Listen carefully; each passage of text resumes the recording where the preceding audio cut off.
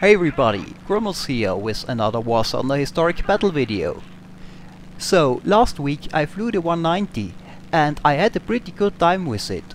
So I thought I'd try a few more pure boom and zoom planes. And since patch 1.33 brought a few improvements to the P-47's flight model, machine gun damage and a new P-47 variant, the T-28, I thought I'd give the Thunderbolt a try.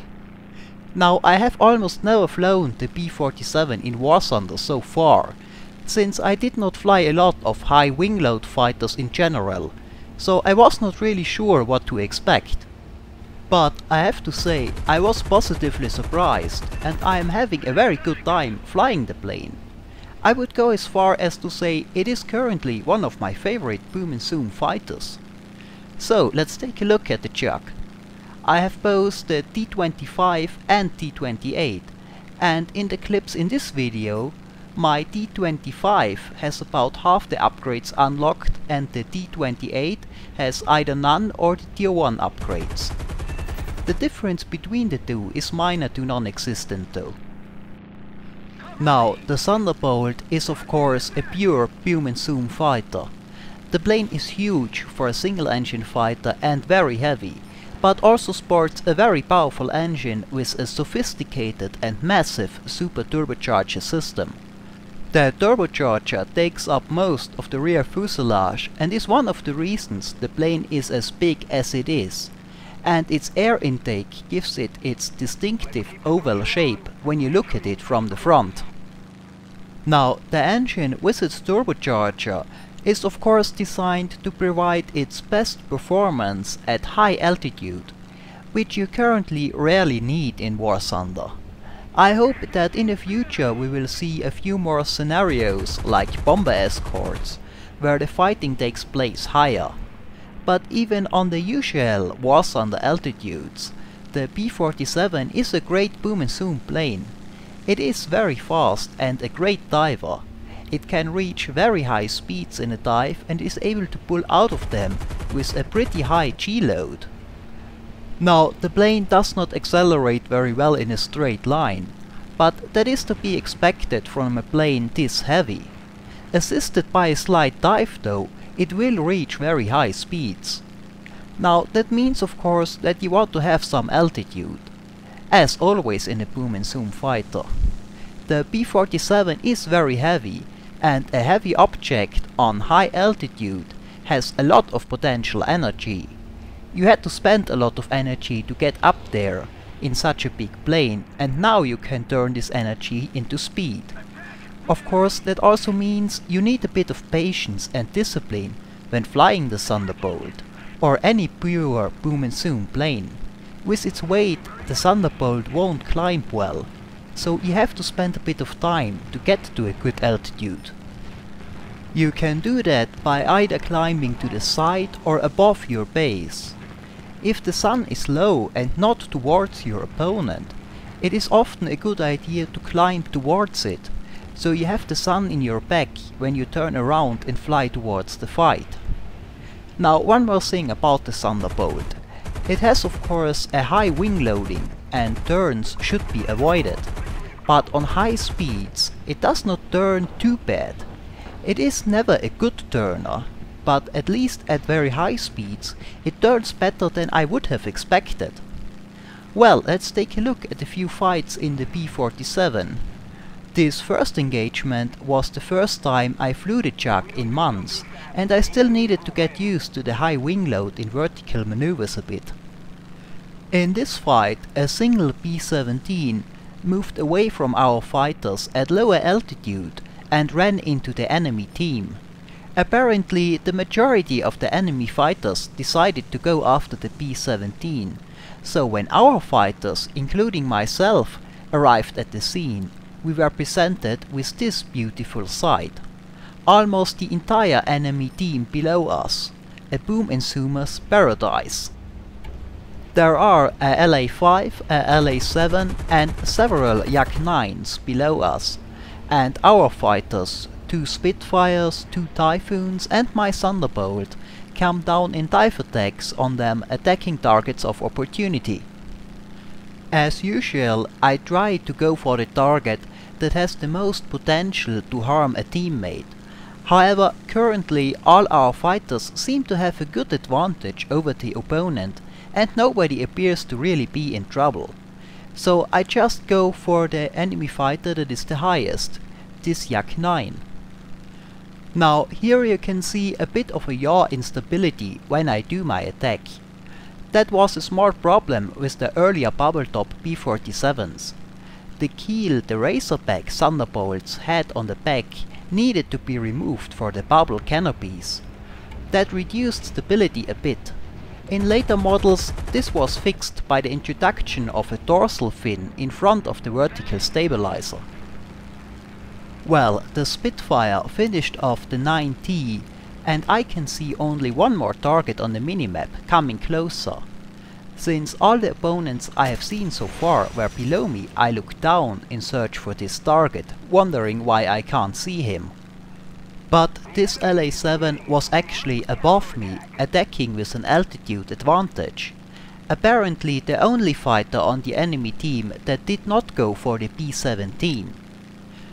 A LA-7 with an altitude advantage is of course a big threat, and since my team has proven to be competent, the best course of action here appears to be to drag the LA-7 towards them.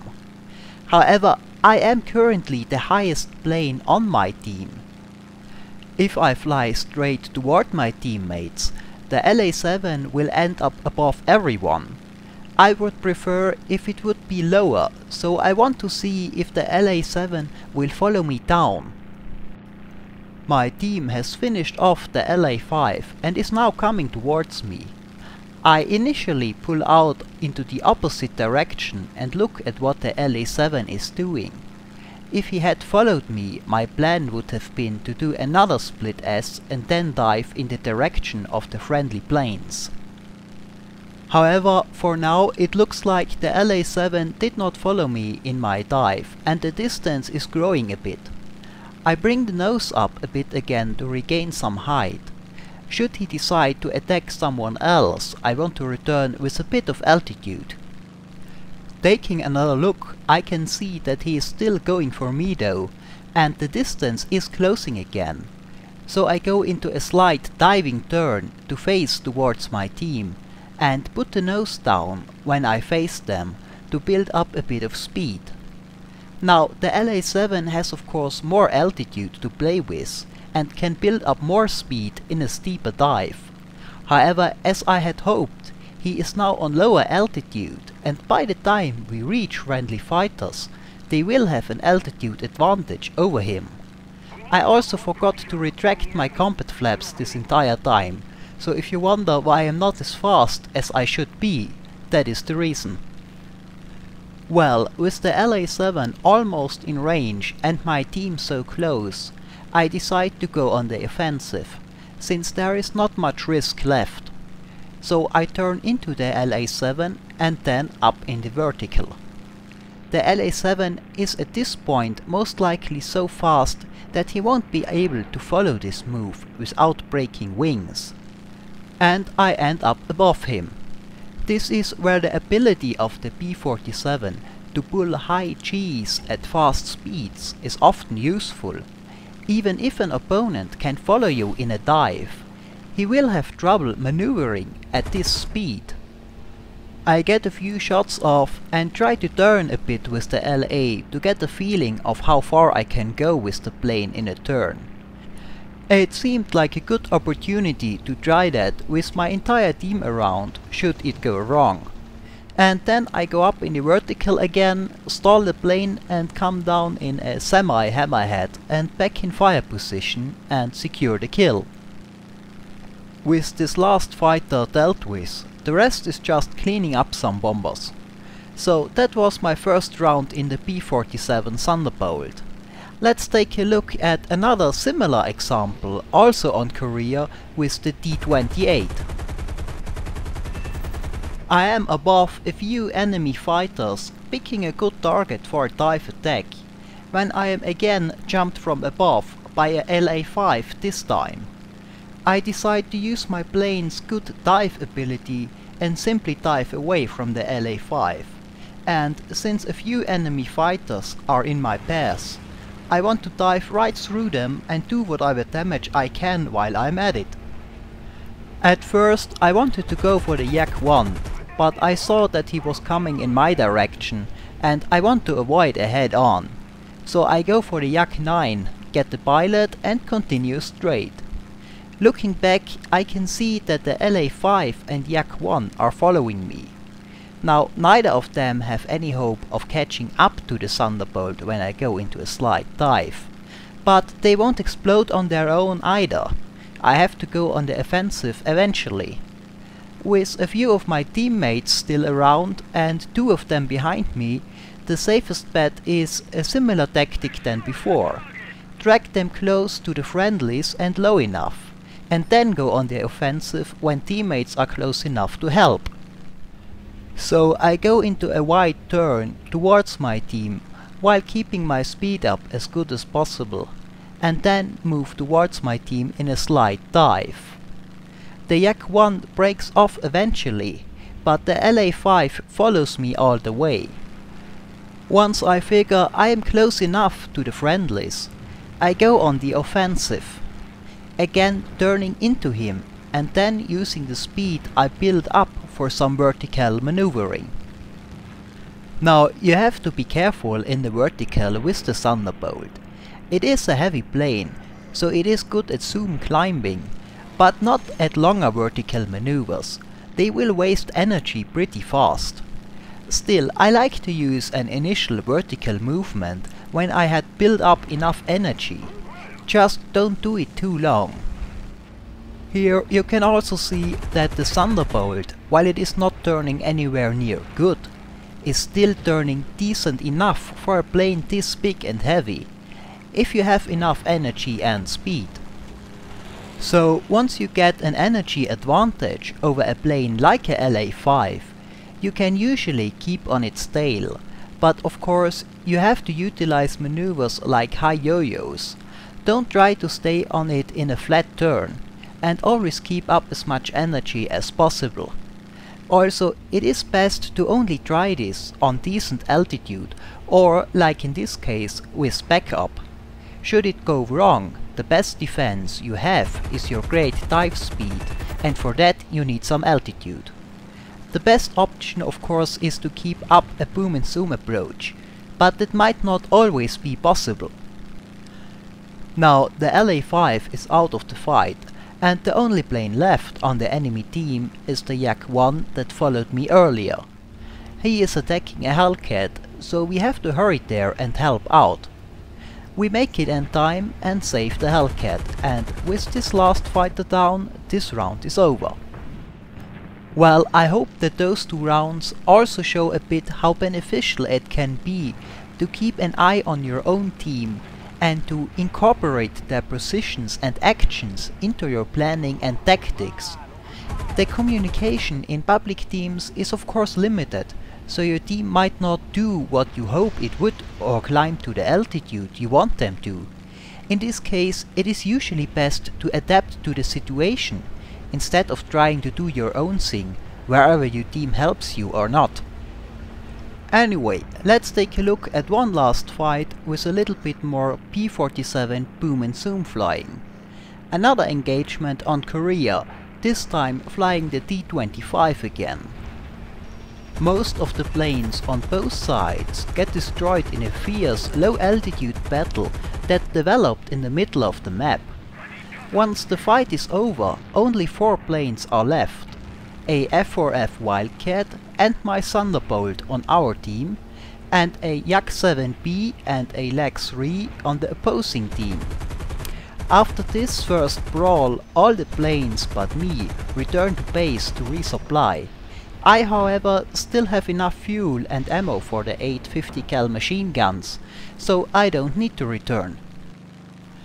What I usually do in this case is I gain altitude and patrol the way from the enemy airbase to the objective and keep track of the opposing fighters when they return from resupplying and are on their way back to the objective. This is where the loiter ability of the P-47 comes in handy. I have already used the Bf-110's good fuel and ammo supply in a similar fashion. A lot of people reduce their fighter's fuel supply to gain a better climb rate. Some of them have less than 20 minutes of fuel when the battle starts, and most planes' ammo supply is also small. Especially many cannon-armed fighters run out pretty quickly.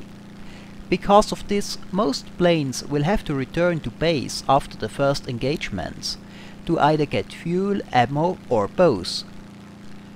The Thunderbolt's smallest available fuel supply, on the other hand, is already enough to last the entire round, and the plane also carries large amounts of bullets for the 50 cals. Because of this, you are usually only forced to return to base once your plane got damaged to repair. A trait I have frequently used to gain an altitude advantage and set an ambush for the enemy fighters once they return, as in this case. Now, some might ask why I patrol and wait for the enemy fighters to come back and don't attack them on the airfield when they resupply. Well, there are two good reasons for that. First, I don't consider shooting planes on the ground particularly enjoyable. If they want to come back out and play, I will meet them in the air. That is what I play this game for, after all. And the second reason, the airfield has of course strong anti-aircraft cannons, and those guns' effectiveness is unpredictable. They might miss you for minutes, or they shoot you down with the first barrage. Similar to a head-on, it's a dice roll, and I prefer it if my success in the game is not decided by dices. When tracking the opponent's fighters when they come back into the fight and ambushing them, on the other hand, I can make sure to have a good energy advantage over them, and if I make no big mistakes, I am able to keep it. I consider that a much safer approach than taking my chances with the airfield AA. Now back to the fight at hand. After intercepting the two fighters, I kept them busy with occasional dive attacks, while my last remaining teammate, the Wildcat, is on its way from our airbase to join the fight. I did not go too aggressive and was more concerned with keeping my energy advantage up, going into slight, relatively wide climbing turns after diving passes to keep my altitude advantage over them without running away from them. So I always have the option to roll down for an attack should the good opportunity present itself. The F4F meanwhile used the travel time from the airbase to gain an altitude advantage as well, and with him arriving we can seal the deal pretty quickly. While I attack the Yak-7B again and finish it off, the Wildcat takes care of the Lag-3. Well, this is it for this video. I hope it was entertaining, thanks for watching, and maybe I see you next time.